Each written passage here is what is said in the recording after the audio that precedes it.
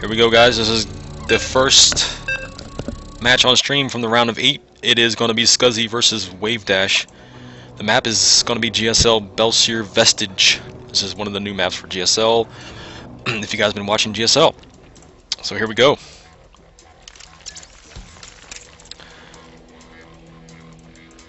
DayWalker Monday night. Purple Zerg here with these little decals circling his base, and his name is Wavedash. Meanwhile, lower right we have our yellow Terran Scuzzy. So we have a Z Terran versus Zerg again. Scuzzy taking out STN in the round of 16 to earn a spot in the round of 8 here. STN is a pretty good Zerg, has won the tournament a number of times, but as you saw, he didn't expand past 4 bases and lost to a Macro's Terran. That's how it goes in this game. You have to expand when you know you can expand. So looks like a standard wall off here for the Terran player, and the Zerg is going up to 12 supply right now with nothing down. So no early pulls for the Zerg player.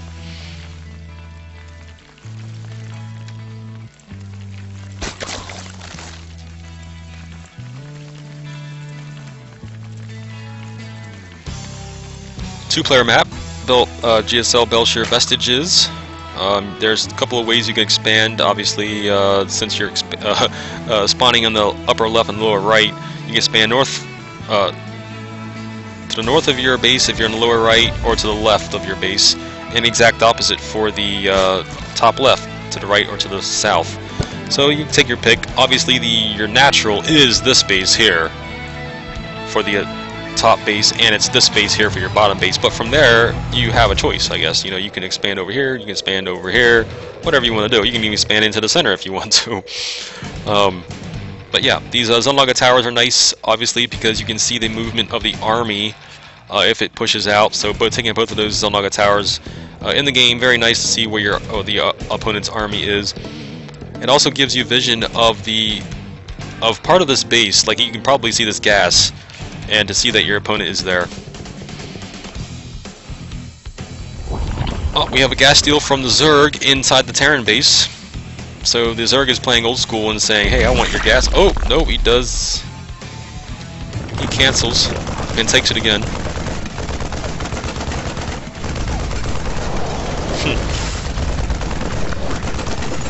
So we're having a gas steal from the Zerg player. He says, no, you're not going to go 1-1-1 on me, or anything like that. I'm just not going to allow it. No cloaked banshees, nothing like that.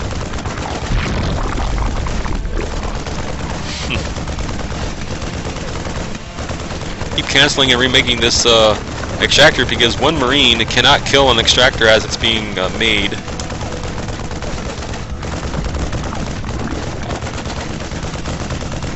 In fact, the extractor will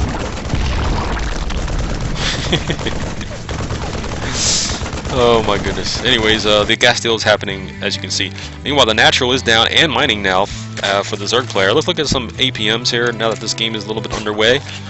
For the Zerg player, we have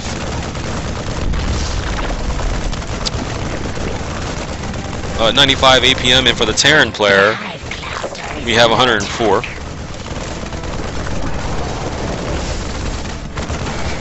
Expansion is down for the Terran player. He's morphing it into a orbital command. He does have a bunker in front of his natural, and it's a good place for the bunker, because look, notice how this map is made, that this ramp is actually facing away, kind of away from the natural. Like, it doesn't actually go down into the natural, like, directly. So you kind of have to place you can't place your bunker here. Or actually, yeah, well, I mean, you can place it here, but like, it makes more sense to place it here, because you have access of shooting units that are trying to make it up your ramp too. Supply depot goes down here. This is to create a little bit of a wall off between your bunker and the mineral line, so that units can't come in this way. Alright, Zerg base, we have a Roach Warren, so a little bit of a deviation from other games we've watched tonight, where the Zerg goes Banshees and then gets a lair and gets Infestors. Here, this Zerg is going to go Roaches. Already has his pool. Did not research speed, notice. He saved his gas to get a Roach Warren down. And look at this, man, he has roaches on the field already. In fact, they're moving across the map. He is going for an early roach push here, the Zerg player is. So everyone just have a seat, watch intently as we as the roaches come across the map. 3 are on their way here in front, and we have, what was that, 5 behind it. So that's an 8 roach push here coming down the map. Meanwhile, the Terran went Hellions, and here we are. Hello, roaches in front of the base. Gonna try to attack into this bunker. I don't know how smart that is. Roaches kind of go down pretty fast to marine fire, especially if they're in the bunker. He can take out some workers, but I don't think he wants to sacrifice roaches for workers at this point. These roaches are not going to do anything here. This command center can get fired and has to lift up. That's fine. These roaches get behind the mineral line here, away from the bunker. And let's see how many workers he's killed. 6 workers he's killed with these roaches. These Hellions will not do anything to these roaches. In fact, these roaches are like licking their lips when they see these Hellions. They just wish they weren't here right now attacking these Hellions. They wish they were kind of somewhere else. Looks like these roaches are going to die, because the Banshee is in the air now. There we go. Roaches die. The Banshee was in the air because the Terran went 1-1-1. He went barracks expand and then try to get 2 gases, which the Zerg blocked for a while, but was able to get his starport down anyways, and now is making a Viking. So he was able to get a Banshee out, which is it on its way? Yes, it is. It's on its way across the map. There it is with the Hellion. So Banshee Hellion opening here for the Terran player as they move northbound. 62 to 57 supply count. You can see the Terran is getting stim right now. The Zerg is getting a Spire.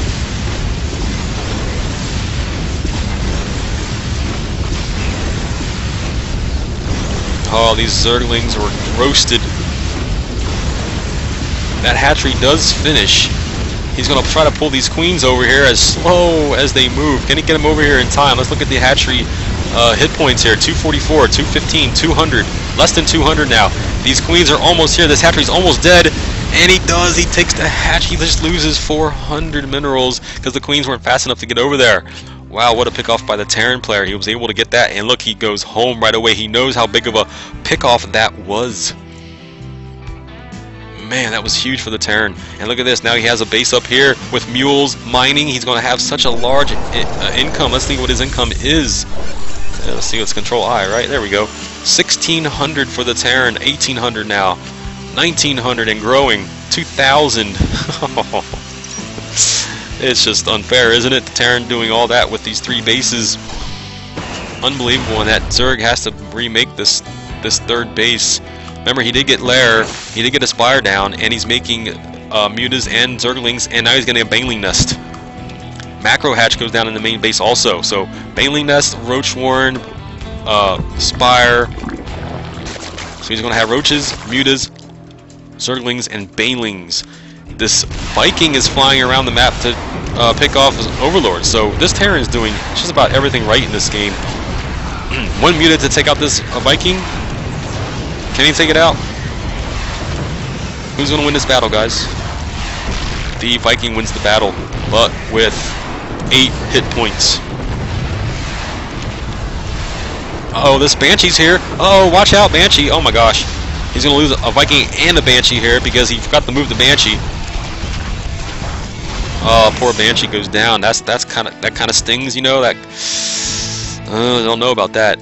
Anyways, another hatchery goes down here at what would be his 3rd base, and he's putting out a 4th hatchery here. He has a macro hatch, so that's going to be 5 hatcheries for the Zerg player.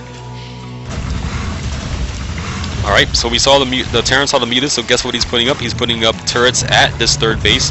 He's putting up turrets at his natural. And is he putting turrets at his main base? Yes, he is. 1, 2, 3, 4. 4 turrets at his main base, making a whole bunch of supply depots because he's about to get supply blocked. He's he's a 118 under 121, and the Zerg player is about to get supply blocked too. So he's got to be making some overlords in just a little bit. 2-2 weapons are now going up for the Terran, plus shields, plus Terran vehicle weapons level 1. So those tanks will have weapons level 1 when they come out. And they are out. There's 3 of them here in front of the natural. We have a Zergling push down the left-hand side of the map. These... Oh, look at Hellions are here guarding this. Oh my gosh, these Hellions are here. And he's going to try to block this off. The Zerglings and the Banelings were just a little bit too late. He can't... Oh! Oh, can he get us around on these SCVs? Oh, nice hit on the SCVs. 37 workers now killed for Wavedash. Oh my goodness, but those Hellions were there to take out all those Zerglings. But all of those workers die in that base. 39 workers have been killed for Wavedash. Oh my goodness. What does Scuzzy do now? He does have the supply lead, 127 to 76. Only because Wavedash had to sacrifice all of those units to try to take out some more workers. Worker count 54 to 60. Scuzzy still has the worker lead, even though he's lost 39 workers. That's amazing. That is amazing. All right, so we have spine crawlers going down here in this 4th base, and we have a spine crawler going down in this 3rd base over here. Getting a chat from.